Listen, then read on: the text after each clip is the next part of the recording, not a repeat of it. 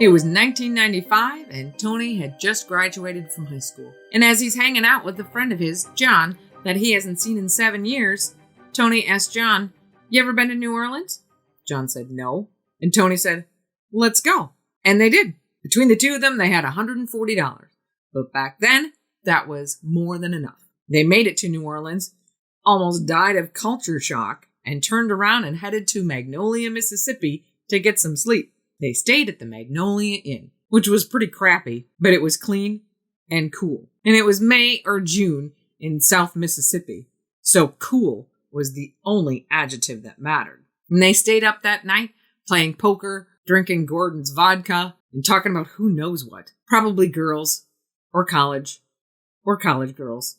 And at some point, John said, "Ever been to Texas?" And Tony said, "No." And John said, "Well, pack up, let's roll." They had a road atlas and saw that Marshall, Texas was just across the border from Shreveport, Louisiana. Now, Tony says he doesn't know what it's like now, but back in 1995, Shreveport looked and smelled like the place that metal and oil went to die. It was dirty and gross. At one point, they crossed a bridge and saw people fishing just 100 yards downstream from where a factory was draining waste into the river. And the locals reminded him of locals from his own hometown. Bald-headed women, cross-eyed men, and bald and cross-eyed children. And Tony said he apologizes for that description, but he said it really was like a Rob Zombie movie come to life. The best part of Shreveport was an armadillo that may have had leprosy. But Marshall, Texas was 40 miles away, so they rolled on. Marshall was a decent little town, home of the Fire Ant Festival. So they stopped at a local barbecue joint and had a Coke, a Smile, and some pulled pork. And it was starting to get late. The sun was setting. So they pulled out their map and they decided to backtrack a little bit so that they could hit Route 43. That would take them through Karnak, and eventually they'd be able to hit Route 59, head to Texarkana, and then head back home. When they did leave the barbecue joint, it was getting dusk.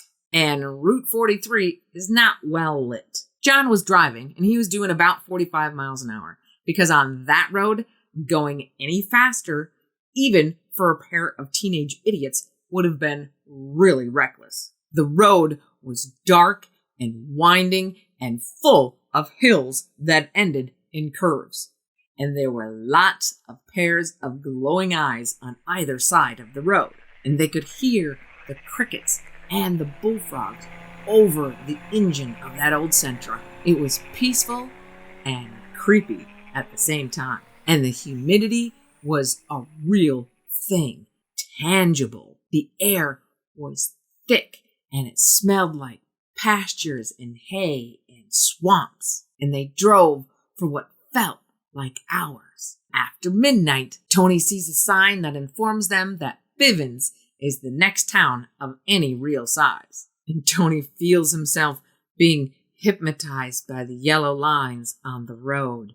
They hadn't seen another car in like an hour, and they are both getting pretty sleepy. So Tony rolls down the window and lights a cigarette, and he remembers that there is music on the tape player, either Tupac or Bob Seger. And he's just sitting there smoking his cigarette, absent-mindedly flicking the ashes out the window. And as he took one last puff and flicked that Camel short out into the woods, that is when he saw it. He hadn't really looked to the right in a while. Maybe he kinda did when he flicked his butt out the window. He doesn't really know.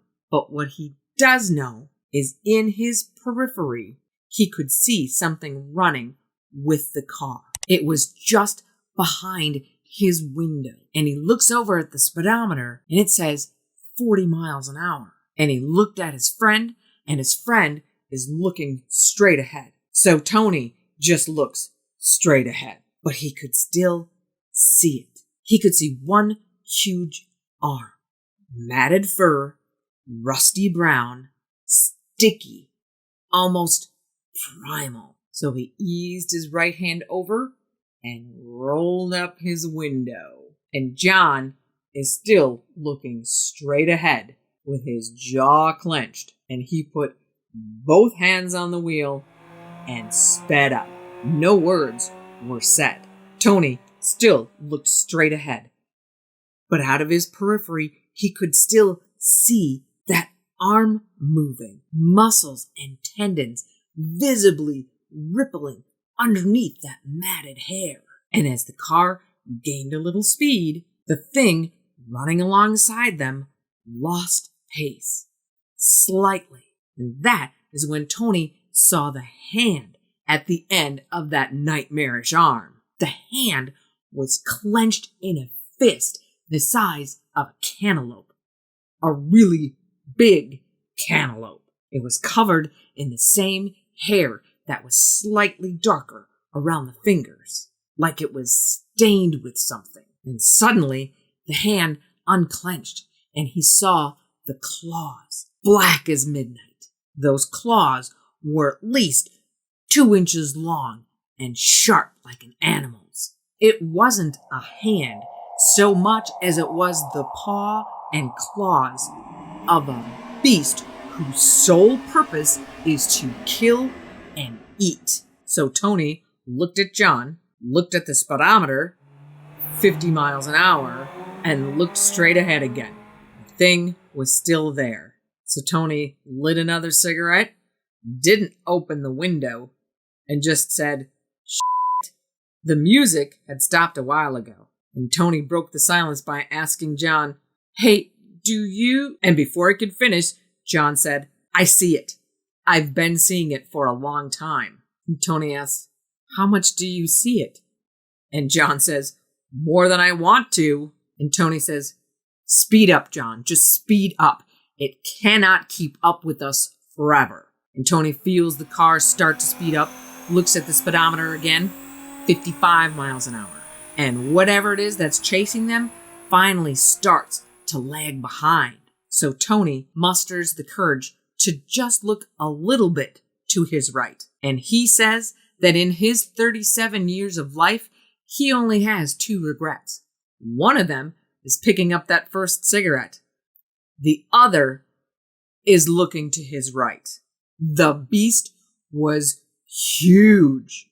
Its chest stood above the hood of the car and was covered in that reddish-brown matted fur. And the thing started to bend forward as it ran. And Tony saw the face of this thing. And all reality stopped. They were no longer driving down some road in Texas. They were now trying to escape the depths of some monster-inhabited hell. This thing's face is beyond any power that Tony has to describe it. It is evil. The eyes were black and the pupils were red. And this thing flashed its teeth at Tony in a saliva-dripping snarl with teeth that were yellow and huge. It opened its eyes wide and it looked hungry and pissed. It opened its mouth and the skin pulled back and all you could see were black gums and yellow teeth. And Tony could feel the car start to go faster. Fucking hell, John, just go. And Tony prayed and he cussed and he lit another cigarette. And then, like sunshine breaking through the clouds, the road in front of them straightened out. And Tony just said, "Don't you slow down." They drove through Bivens and on to Texarkana and then home. And they never said a word. It was years later, 11 to be exact, before they even talked about it again. And even then, they didn't talk about it much. John said he hadn't told anyone. Tony said he hadn't either. But Tony says he finally did tell that story for the first time just a few years back when he was parked out on a gravel road doing things that you do out on a gravel road when you're parked there with a good-looking woman. And he told it again about a year or so ago to a couple of kids who wanted a scary story around the campfire. They didn't sleep for a day or two, but they asked him about a dozen more times to tell the story again. But he never told anyone until now that he saw its face. Tony says he's only been scared for his life twice in his life. Once was with a grizzly bear in front of him and a terminal velocity drop down a cliff to the side of him. The second was on that road. And he says you can call it what you will. You can call it bullshit if you want, but look him in the eye, let him tell you the story, and you'll know. Never doubt that there are things in this world that defy logic and explanation. The boogeyman is real.